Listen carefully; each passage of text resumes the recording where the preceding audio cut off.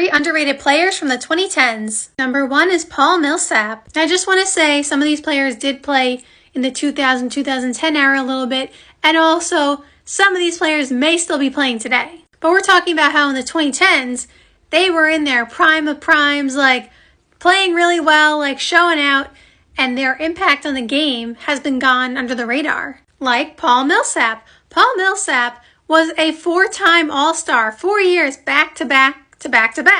He was on those Hawks teams, like for example in 2015, they were the number 1 seed. Now they did lose to the Cavs, who obviously went to the finals, faced the Warriors, and that's when the Warriors got their first championship ring. This Warriors team, obviously not in franchise history, but like the Steph, Clay, Draymond, Iguodala, Steve Kerr era. Anyway though, they were the number 1 seed, this Hawks team, with Paul Millsap, Al Horford, Kyle Korver, I think Kent Bazemore was on that team, Jeff Teague, like that team was a top seed in the league. And Paul Millsap was one of the reasons why, because again, not only was, obviously he was an all-star, like I said, Paul Millsap had some really awesome highlights, by the way, some really awesome dunks. When Paul Millsap went to Denver, he also was really impactful there in my opinion. Now when he went to Denver, obviously it was the latter part of his career, you know, or getting to it at least. But Paul Millsap, like, I still remember him being very impactful on the Nuggets during those times as well. I think people just like have forgotten, because obviously he's on the league right now,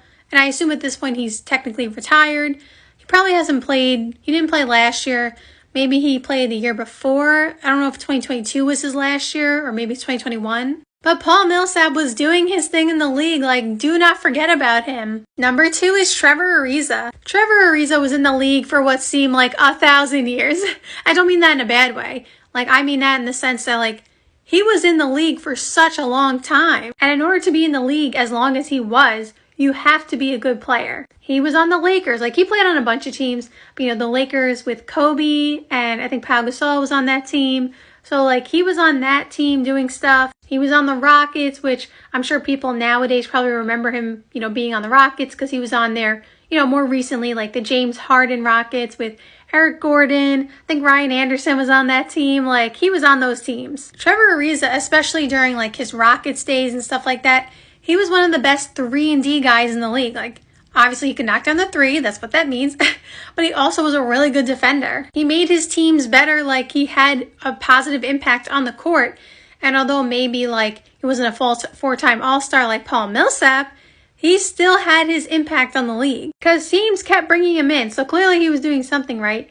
And those Rockets teams, like, obviously it wasn't just him.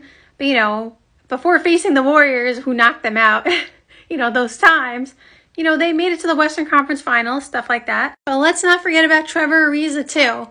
Like, there are a lot of players, obviously, who go under the radar throughout NBA history. So I'm just talking about a few, 3 of them today, but just don't forget about Trevor Ariza. He was there. And the last player is Rudy Gay. Rudy Gay is still in the league. So like I said at the beginning of the video, there may be a player in this video who is still playing today. Rudy Gay also has been in the league a bazillion years. Like, he's been in the league since what, like 2007? And Rudy Gay had plenty of years where he was just averaging 20, or he was like, you know, just playing really well and having a good impact. Like, I remember when he was on the Kings. I remember when he was on the Spurs. But I remember, like, he had torn his Achilles, I think in like 2017. I remember the Spurs, correct me if I'm wrong, the Spurs had brought him in after his Achilles tear. And I feel like, although he has been able to play after that, of course, I feel like after an Achilles tear, it's really hard to come back the same. And I feel like it probably took an impact on, you know, his ability to play, you know, maybe as many minutes, or his ability to play, you know, the way he was playing before. Like, you know, not everybody can come back from Achilles tear and be perfect. And even some of the players who came back, like Kevin Durant, who looks almost the same, I'm sure in ways that we can't see, it's had an impact on him. So I feel like the Achilles tear put a little bit of resistance, so to speak, on the latter part of his career. But he still had a really good career before that. So we obviously know what he was. And he still, again, is in the league now. I'm not sure if he's on another team right now. I think he might be a free agent. Not really sure, but he might get picked up by another team because I think he still can play. And again, don't forget about Rudy Gay in the 2010s. Like, there were a lot of good players in the 2010s that we just don't talk about.